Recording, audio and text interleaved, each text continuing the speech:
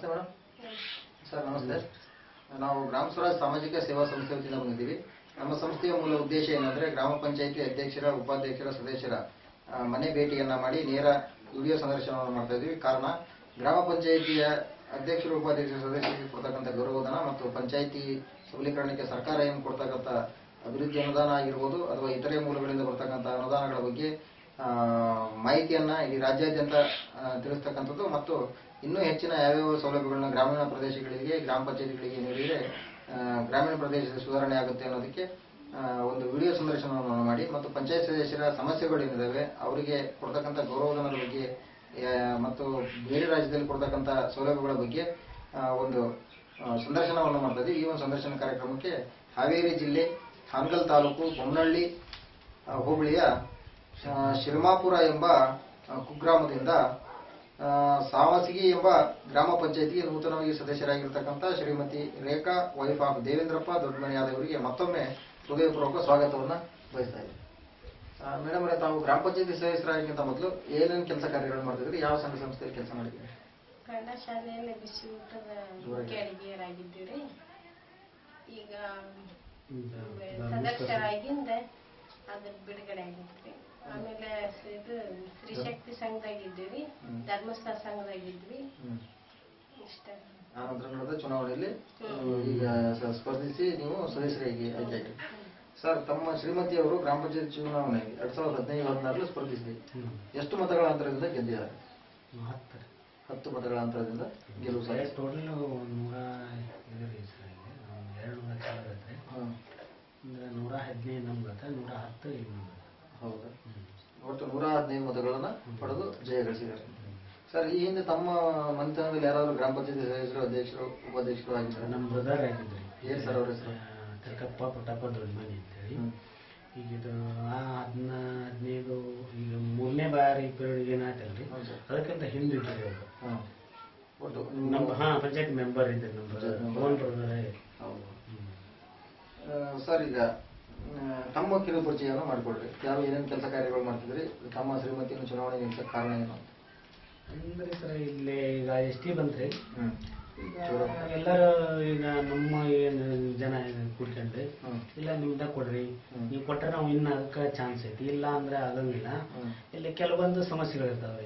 ಅವ್ರು ಕೊಟ್ರೆ ಈಗ ನಾವು ಓಟ್ ಹಾಕಲ್ಲ ಒಬ್ರು. ಈಗ ಏನ್ರಿ ನಮ್ಮ ಕಾಕರ್ ಕೊಟ್ರೆ ಚಿಕ್ಕಪ್ಪ, ಹಿಂಗೆ ದೊಡ್ಡಪ್ಪ ಹಾಕಂಗಿಲ್ಲ.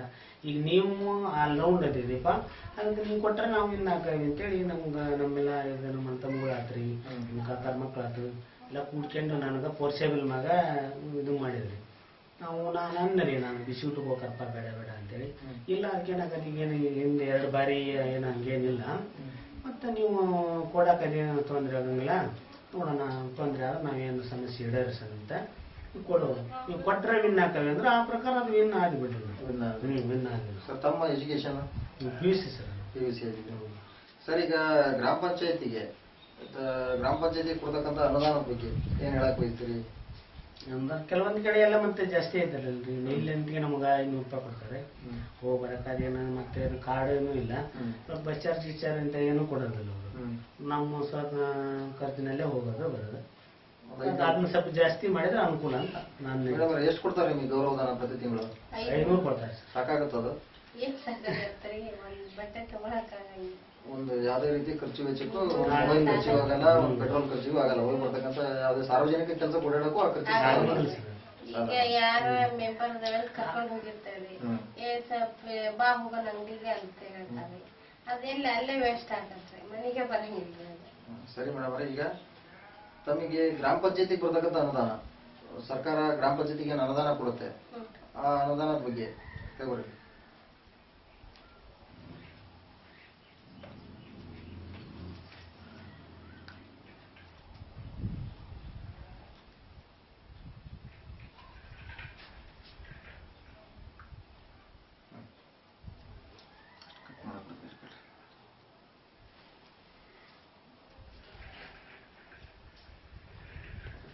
ಮೇಡಮ್, ಈಗ ಗ್ರಾಮ ಪಂಚಾಯತಿಗೆ ಸರ್ಕಾರ ಕೊಡ್ತಕ್ಕಂಥ ಅನುದಾನದ ಬಗ್ಗೆ ಅದ್ರ ಬಗ್ಗೆ ಸರ್ ತಾವೇನು ಹೇಳ್ತೀರಿ? ಈಗ ಬಂದಿರತಕ್ಕಂಥ ಅನುದಾನ ಯಾವ್ಯಾವ್ದಕ್ಕೆ ಖರ್ಚು ಮಾಡ್ತೀರಿ? ಎಷ್ಟು ದುಡ್ಡು ಉಳಿದಿದೆ?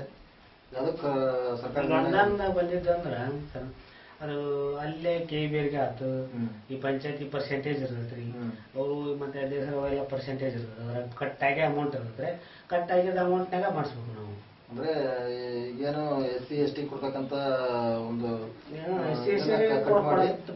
ಸಪ್ರೇಟ್ ಇರ್ತದೆ, ಜನರಲ್ ಬೇರೆ SC ST ಬೇರೆ ಅಂತ ಹಿಂಗ ಸಿಬ್ಬಂದಿ ಸಂಬಳಕ್ಕೂ ಮತ್ತು KEBಗೂ ಕಟ್ಟಾಗಿ ಆಮೇಲೆ ಟೋಟಲ್ ಅಮೌಂಟ್ ಉಳಿದಿದ್ರಲ್ಲೇ ಕೆಲಸ ಮಾಡೋದ್ರಿ.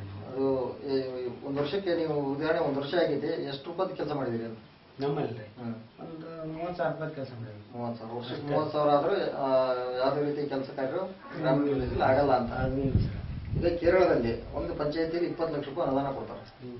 ಆ ನಂತರ 8 ಲಕ್ಷ ಕೊಟ್ಟಿದ್ರಿ ಮೊನ್ನೆ ನಮ್ಮ ಪಂಚಾಯತಿಗೆ 5 ಹಳ್ಳಿಗೆ ಡಿವೈಡ್ ಆಗ್ತದೆ. ಅದು ಅವಾಗ ಕಟ್ ಆಗ್ತದೆ ಅಮೌಂಟ್. ಕಟ್ಟಾಗಿ ನಮ್ಗೆ ಭಾಳ ಅಂದ್ರೆ ಏನು ಗಟ್ರ ಬಸ ಹೋಗೋದಾವ್ರಿ ಮಳೆಗಾಲಕ್ಕೆ ಭಾಳ ಅಂದ್ರೆ ಈಗ ನಮ್ಮ ಹಳ್ಳಿಗೆ ಒಂದು 4,000 ರೂಪಾಯಿ ಇಷ್ಟು ಬರ್ತದೆ. ಅದೇ ಸರ್, 8 ಲಕ್ಷ ಕೊಟ್ಟಿದ್ರಾಗೆ ಒಂದು ಹಳ್ಳಿಗೆ 4,000 ರೂಪಾಯಿ ಕೊಡ್ತಾ ಇದ್ದೀವಿ. KEBಗೆ ಹೋಗ್ತಾ ಇದೆ. KEBಗೆ ಆಗ್ತಾರೆ, ಅದು ಪರ್ಸೆಂಟೇಜ್ ಕಟ್ ಆಗ ಈಗ ಅಷ್ಟರಲ್ಲಿ ಅಮೌಂಟ್ನಲ್ಲಿ ಕೆಲಸ ಮಾಡಿಸ್ಬೋದು. ಸರಿ, ಅದನ್ನೇ ನಾವು ಪಂಚಾಯತಿ ಸದಸ್ಯರ ಸಂಘಟನೆ ಮಾಡಿ ವಿಡಿಯೋ ಸಂದರ್ಶನ ಮಾಡಿ ಕೇಳ್ತಾ ಇರತಕ್ಕಂಥದ್ದು ಏನು ಅಂದ್ರೆ, ಕೇರಳದಲ್ಲಿ ಇವತ್ತು 20 ಲಕ್ಷ ನೇರವಾಗಿ ಕೊಡ್ತಿದ್ದಾರೆ. ಅಲ್ಲಿ 5,000 ರೂಪಾಯಿ ಗೌರವಧನ ಕೊಡ್ತಾರೆ, 3,000 ಉಪಾಧ್ಯಕ್ಷರಿಗೆ ಕೊಡ್ತಾರೆ, ಅಧ್ಯಕ್ಷರಿಗೆ 5,000, ಸದಸ್ಯರಿಗೆ 2,000 ಕೊಡ್ತಾರೆ. ಓಡಾಡೋದಕ್ಕೆ ಪಂಚಾಯತ್ ವ್ಯಾಪ್ತಿಯಲ್ಲಿ ವೆಹಿಕಲ್ ಕೊಟ್ಟಿದ್ದಾರೆ. ಇಲ್ಲ ಯಾವ್ಯಾವ ಸೌಲಭ್ಯ ಅದನ್ನ ಮೆಂಬರ್ಗೆ 500, ಸದಸ್ಯರಿಗೆ 1,000, ಅಧ್ಯಕ್ಷರಿಗೆ 1,000, ಸದಸ್ಯರಿಗೆ 500, ಉಪಾಧ್ಯಕ್ಷರಿಗೆ 600 ರೂಪಾಯಿ ಕೊಡ್ತಾರೆ. ಆಮೇಲೆ ಸರ್, ಈಗ ತಮ್ಮನ್ನ ಮತ ಹಾಕಿ ಜನ ಆಯ್ಕೆ ಮಾಡಿದ್ದಾರೆ, ಗ್ರಾಮ ಪಂಚಾಯತಿ ಸದಸ್ಯರಾಗಿದ್ದೀರಿ. ಈಗ ಸಾರ್ವಜನಿಕರ ಮತ್ತು ನಿಮ್ಮ ನಡುವೆ ಭಿನ್ನಾಭಿಪ್ರಾಯ ಅಥವಾ ಒಂದು ಉತ್ತಮವಾದ ಸಂಬಂಧ ಯಾವ ರೀತಿ ಇದೆ? ಕೆಲಸ ಮಾಡ್ತಾರೆ, ಸಂಬಂಧ ಏನು ಉತ್ತಮ ಇದೆ ಅಂತ ಐತೆ, ಏನು ತೊಂದ್ರೆ ಏನಿಲ್ಲ. ಅದಕ್ಕಿಂತ ಒಟ್ಟಿಗೆ ಕೆಲಸ ಮಾಡೋದು. ಈಗ ಅವ್ರೇನು ಜಗಳ ಪಗಳ ಅನ್ನೋದೇನು ಸಂಬಂಧ ಒಟ್ಟಿಗೆ ಒಳ್ಳೆಯ ಕೆಲಸ ಮಾಡಿಸ್ಬೇಕು. ಆ ಪ್ರಕಾರ ಕೆಲಸ ಮಾಡಿದ್ರೆ ಕರೆಕ್ಟ್ ಅನ್ಸುತ್ತೆ. ನಮಗೂ ಸ್ವಲ್ಪ ಮನಸ್ಸಿಗೆ ನೆಮ್ಮದಿ ಇರ್ತದೆ. ಈಗ ಅವ್ರು ಓಟ್ ಹಾಕಿ ಅಷ್ಟು ಅಂದಾಗಿ ಹೇಳಕ್ಕೆ ಅಲ್ಲೇ ನಮ್ಮಲ್ಲಿ ಎಷ್ಟಿ ಇದೆ, ಬರೀ ಎಷ್ಟು ಮನೆನ ಕೊಡ್ಬೇಕು. ಜನರಲ್ ಯಾರು ಓಟ್ ಹಾಕಿರ್ತಾರೆ, ಅವ್ರಿಗೆ ನಾವು ಮನೆ ಕೊಡ್ಬೇಕತಿ. ಈಗ ಸರ್ಕಾರ ಏನ್ ಮಾಡ್ತೈತಿ, ಜನರಲ್ ಪರ್ಸೆಂಟೇಜ್ ಎಷ್ಟು, ಜನರಲ್ ಅಂತ ಎಷ್ಟು, ಜನರಲ್ ಇದ್ದ ಕಡೆ ಹೊಡೆದು ಹೋಗ್ಬಿಡೋದು.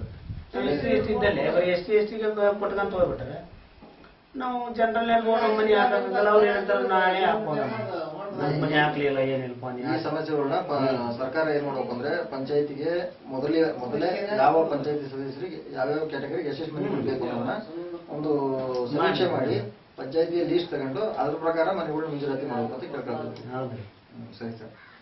ನಮ್ಗೆ ಜನರಲ್ನು ಕೊಡ್ಬೇಕ್ರಿ. ST ಬರೀ ST ಕೊಟ್ಕೊಂತ ಹೋದ್ರೆ ಜನರಲ್ ನಮ್ಗೆ ಓಟ್ ಹಾಕಿರ್ತಾರೆ, ಅವ್ರು ಜಗಳ ಮಾಡ್ತಾರೆ. ನಮ್ಗೆ ಬರೀ ಅಂದ್ರೆ ನಾವು ಎಷ್ಟೇ ಇದೆ, ನಾವು ಹೆಚ್ಚಾಗಿ ಇಲ್ಲ ಮಂದಮ್ಗಳು ಕುಟುಂಬ ಅದ, ನಿಮ್ಗ ಹಾಕ್ಯಂತ ಹೋಗ್ತಿರಪ್ಪ, ನೀವು ನಮ್ಮ ಮನೆ ಹಾಕಲ್ಲ, ನಾವು ಓಟ್ ಹಾಕಿದ್ರು ಸುಮ್ಮನೆ ನಮ್ಗೇನು ನಿಷ್ಫಲ ಇಲ್ಲ ಅಂತ ಹಿಂಗ್ ಜಗಳ ಮಾಡ್ತಾರೆ. ಇದರಿಂದ ಕೆಟ್ಟ ಹೆಸರು ಬರ್ತದೆ. ನೆಕ್ಸ್ಟ್ ಮತ್ತೊಂದ್ಸರಿ ನಿಲ್ಬೇಕು ಅಂತಂದ್ರೆ ಇಲ್ಲ ಸರ್, ಅದು ಆ ಚಾನ್ಸೇ ಇರೋದಿಲ್ಲ. ಈ ಸಮಸ್ಯೆಯಿಂದ ರಾಜಕಾರಣ ಹಾಳಾಗ್ತಾ ಇದೆ ಗ್ರಾಮ ಮಟ್ಟದಲ್ಲಿ. ಜನರ ವಿಶ್ವಾಸನ ಉಳಿಸ್ಕೊಳ್ಳೋಕ್ಕಾಗಲಿಲ್ಲ.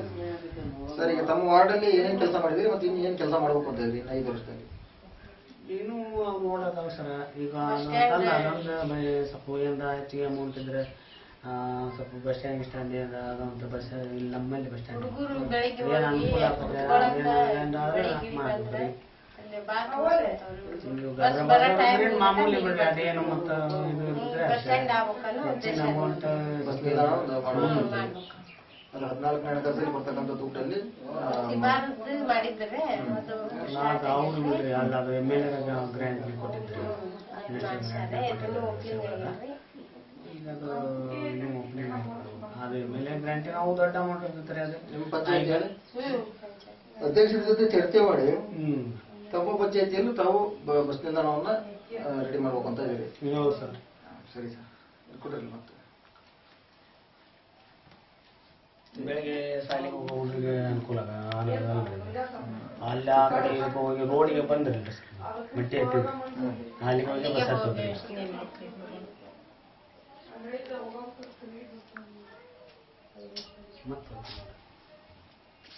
ಇದನ್ನ ಒತ್ರಿ, ಇಲ್ಲಿ ಐತಲ್ಲ ಇದನ್ನ